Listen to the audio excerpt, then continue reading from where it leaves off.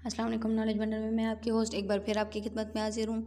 इस वीडियो की जानिब बढ़ने से पहले मेरे नए आने वाले व्यूअर्स से रिक्वेस्ट है कि मेरे चैनल को सब्सक्राइब करके बेल आइकन को दबा दें ताकि मेरे नए आने वाली वीडियो का नोटिफिकेशन आपको बर वक्त मिले। आज हम माँ बाप के अजीम मर्तबे के बारे में बात करेंगे। जहाँ माँ के कदमों तले जन्नत करार दी गई है, वहाँ जन्नत का दरवाज़ा बाप को करार दिया गया है। बाप वो हस्ती है जिसके पसीने की एक बूंद की कीमत भी औलाद अदा नहीं कर सकती। ज़िंदगी में बस इतनी दुआ मांग लेना, कोई घर माँ के बग़ैर ना हो और कोई माँ घर के बग़ैर ना हो। माँ बाप की दुआओं के आगे तकदीर भी बेबस होती है।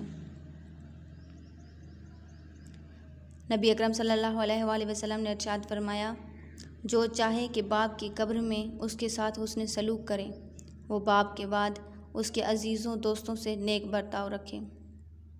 माँ बाप दुनिया में सबसे बड़ी नेमत है। माँ ना हो तो दिल को दिलासा देने वाला कोई नहीं होता, और अगर बाप ना हो तो ज़िंदगी की दौड़ में अच्छा मशवरा देने वाला कोई नहीं होता। जिसे माँ बाप की बात की समझ नहीं आती उसको ज़माना बहुत अच्छे से समझा देता है। ज़िंदगी में बस इतनी ही दुआ मांग लेना कि अल्लाह ताला हमारे माँ बाप को हमारे सरों पर हमेशा सलामत रखें। माँ एक ऐसा हीरा है जो कभी ख़रीदने से नहीं होता। माँ का गुस्सा वक्ती होता है जो फ़ौरन ज़ाया हो जाता है। माँ की तरफ प्यार से देखना भी इबादत है। जो रुला के मना ले वो बाप होता है, जो रुला के खुद भी रो पड़े वो माँ होती है।